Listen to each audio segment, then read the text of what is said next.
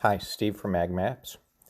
In this video, I'm going to describe how you can get to your configuration screen and see what all the configuration items are about, and also how you can get some details on what your GPS status is. So first, I'm going to describe the getting to the your configuration settings. If you look on the screen, on the map screen up in the upper left-hand corner, you see that you can change the map type.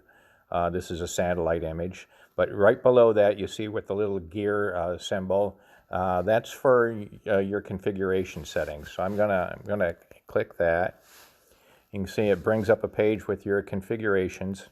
Now I'll go into more detail later. Most of these apply to things that if you're watching these videos in sequence, I haven't described where a lot of these are going to be used yet, but I'll give you a quick synopsis right here.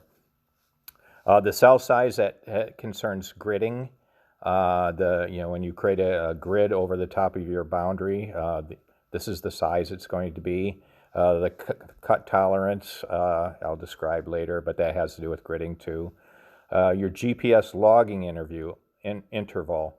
That's how often your GPS is read for points. So if you're driving along, you're going to get a point laid down every 2,000 milliseconds, which is every 2 seconds, with a setting like this. Now you can set it to be whatever it is you want. If you wanted 1 second,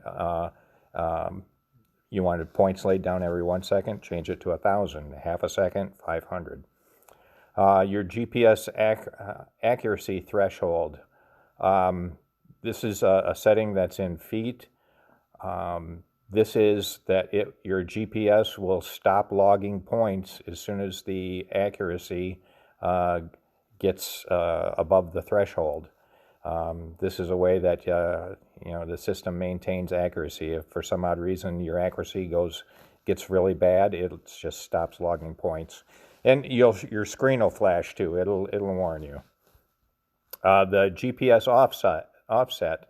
That's if you're driving along and let's just say that you want to log the points to the right or left of your vehicle by, say, 5 feet. You can set the offset here. The minimum bearing change, that's another feature that we use to kind of thin out the, if you're driving along and you're creating a polygon and maybe it's got 2,000 vertices, but you're driving in straight lines because it's laying down a point every 2 seconds. There's a function in here that will basically strip out every point that doesn't have a bearing change from the previous point. So we can use that to strip out vertices, sometimes going from thousands of vertices down to, in the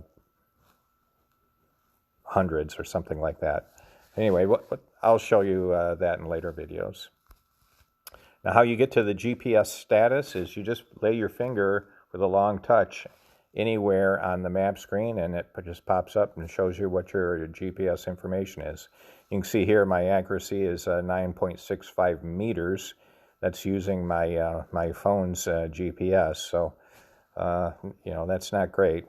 That's why we like to use an external GPS. You just hit close so that you can open that up at any point in time. Anyway, that's how you get to your app's configuration settings and display your GPS information.